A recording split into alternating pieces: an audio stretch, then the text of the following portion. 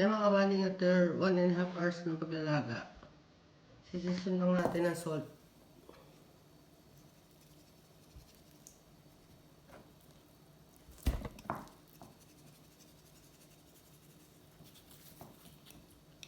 Pepper.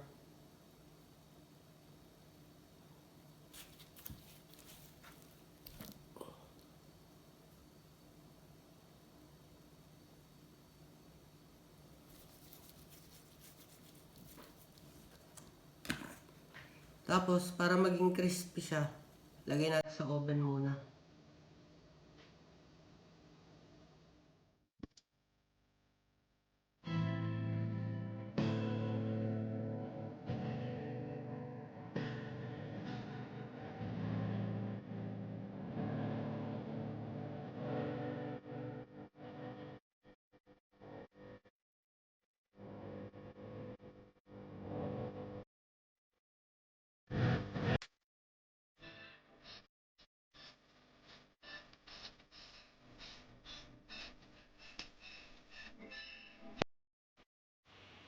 Ay mga kabanding, hayaan lang natin siya doon for mga 30 to 45 minutes bago natin iprito.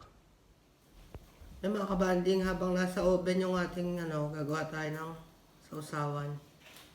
Gamit lang ako ng pickled onion. Iwain ko lang.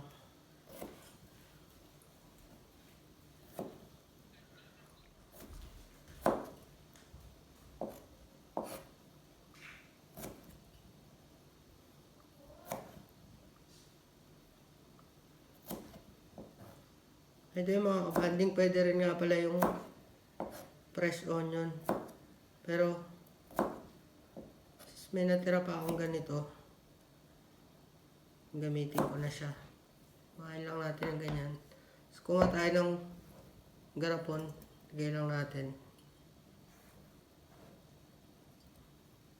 Natin paminta.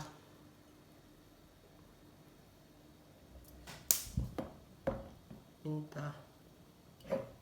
Tapos toyo. Simple lang yung sausawan ko mga kabanding.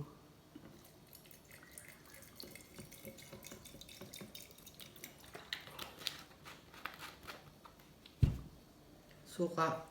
Yung aking pinakurat.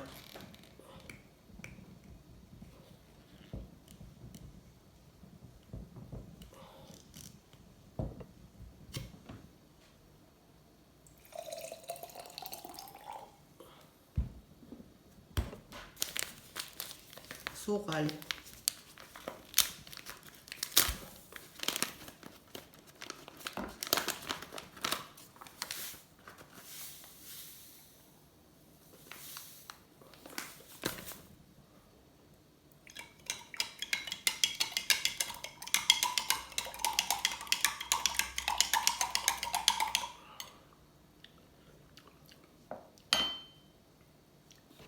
Lang sa toyo.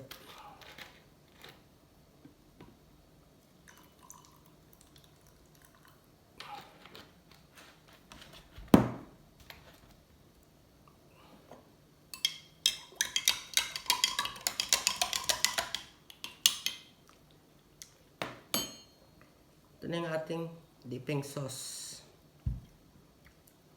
Manghang dahil dito.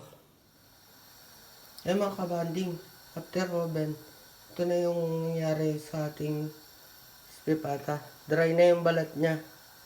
Kaya ko pala ino-oven mga kabanding para madry na gusto yung balat para mas crispy. Tapos nagpainit na rin ako ng mantika. Piprito na lang natin yan. Ready na yung ating crispy pata.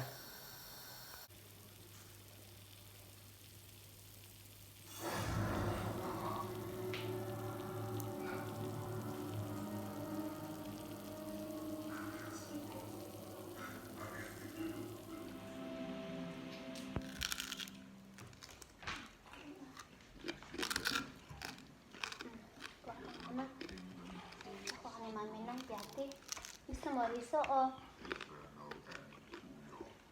pasta?